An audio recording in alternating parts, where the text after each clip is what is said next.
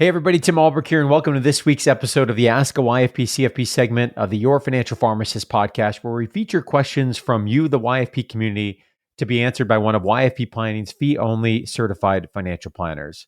Before we jump into today's question, I want to give a shout out to YFP Planning's incredible team that makes this segment possible. YFP Planning offers fee-only comprehensive financial planning that is customized to the pharmacy professional.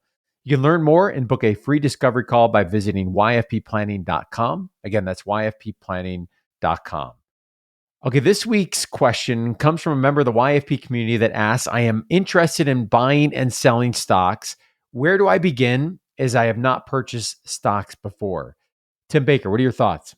Yeah, so I think where I would start is probably the education piece, Tim. So one book that I would highly recommend, and it's a fairly quick read, called The Index Revolution. Mm-hmm. And I think it's going to make a case not to buy individual stocks. And the cliff notes of it. So really what we're talking about here, when you're engaging in the buying and selling of individual securities, like, hey, I buy Ford, I buy Tesla, I buy, whatever company, what you're really communicating or what you're really trying to do is pick those stocks that are going to beat the market. And that is called active investing. So active investing is investors don't believe that the market is perfectly efficient, and you believe that you can achieve above market returns through security selection. So I'm going to buy this, ABC stock over XYZ stock through market timing. So, the market is down, so I'm going to buy in low. The market's high, I'm going to sell, or a combination of the two, security selection or market timing.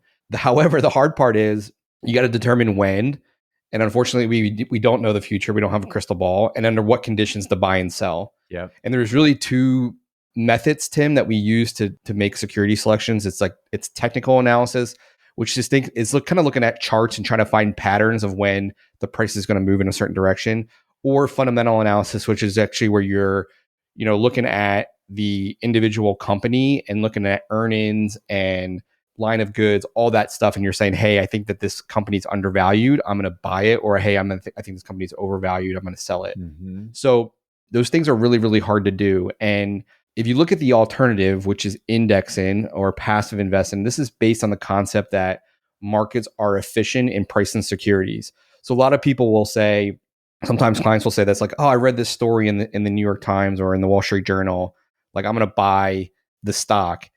The first thing I say is that's been priced into the market long ago, even before this went to print. So the passive investor basically believes that you're unlikely to outperform the market on a consistent basis, and generally a well-diversified portfolio that has low cost, low turnover rates is a better solution than the active investor. And I think the numbers show it is that 90% of actively managed funds underperform passive funds. So if you look at mutual funds, some are active, some are passive. And the professionals that are running the actively managed ones, 90% of the time can't outperform the market. Tim, is that performance primarily, or is that fees, or a combination of the thing? Yeah, because if you're trying to beat the market, you're spending so much time, money, energy. You have a list of analysts that all has to be baked into the price of the fund, right? Mm-hmm. Now, if you're at home doing that, that's not you don't have a fancy office on Wall Street. You don't have analysts. You're not paying for information in droves. But kind of the amateur investor gets stuck in a lot of the biases. So if this were me, I'd be like, I kind of like Tesla, so I'm going to buy Tesla stock. Does that mean it's a good investment? Not necessarily. Or I work for this company, I work in this industry.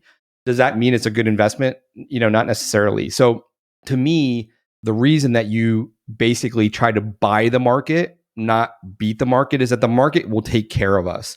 So over its history, the S&P 500 has returned about 10%. When you adjust it down for inflation, it's about 7%. So those returns are nothing to basically disregard. Those are good returns. The amount of time and potentially taxes and operational costs and everything that you have to deal with when you're trying to pick a stock based on the fundamental analysis or the charts or whatever is really, really hard to consistently do over time. So I would say don't take it from me. Take it, read a book like The Index Revolution. There's a lot of other different. J.L. Collins wrote another book that it kind of talks about, taking more of the passive index approach. Buy the market, don't try to beat the market. I think what we try to do, Tim, with investment is we just try to make it more interesting or sexier than it needs to be. So to me, investing should be as boring as paying down a debt, unfortunately. Set your asset allocation. So what's your mix between stocks and bonds? Buy the market, purchase low cost passive index funds, and rebalance it a couple times a year. I would encourage you not to try to time the market, try to pick home run investments, which is typically what you're trying to do with picking stocks. Have the mentality that we have to beat the market, or listen to kind of talking heads saying buy, or sell. So that would be where I would first, point this person to, is educate yourself first. And then if you still have that itch, and I get it, I was that guy. If you still have that itch, make sure it's a very, very small percentage. So you're going to say, okay, 5% of my portfolio is going to be for me kind of chasing returns with individual stocks, but everything else I think should be really boring, index funds.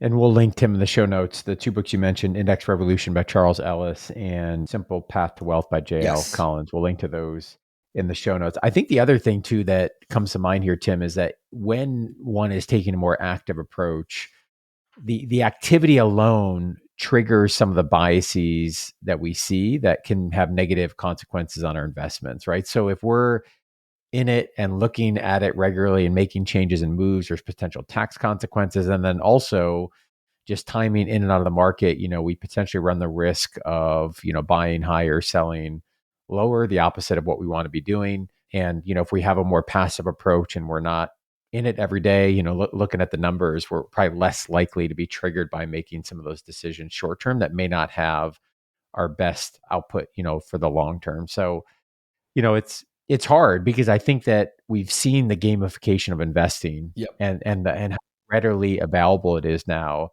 to the user. And I think it's becoming harder and harder to resist this in terms of that more active approach. Yeah, and all those biases like loss aversion, all of those things come into play. And we are emotional beings, so if we see that we have the potential to lose money, we're going to do illogical things to kind of prevent that pain. So yeah, it's almost, indexing is a way, I think, to kind of take the self out of it, which sounds kind of crazy, but this is definitely a situation where like less is more. It's not necessarily the most exciting answer, but I think the most successful investors are looking at it from a long-term perspective and know that, the history of the market, favors that investor. Yeah, another book that just came to mind, Tim, we'll link in the show notes, is Behavioral Investor by Daniel Crosby. He also wrote the Laws of Wealth, but we interviewed Daniel on episode 124. We'll link to that in the show notes, but he does a really good job of talking about some of the behavioral implications and the biases that can happen and potentially have a negative consequence around the investing part of the financial plan. Great question. And thanks again for everyone listening to this week's episode. If you have a question that you'd like us to feature on an upcoming episode, you can submit it by sending us an email, info@yourfinancialpharmacist.com, or you can also record your question by going to yourfinancialpharmacist.com/ask-YFP. As we wrap up this week's episode, an important reminder that the content in the podcast is provided for informational purposes only and is not intended to provide and should not be relied on for investment or any other advice. For more information, you can visit yourfinancialpharmacist.com/disclaimer. Thanks for listening. Have a great rest of your week.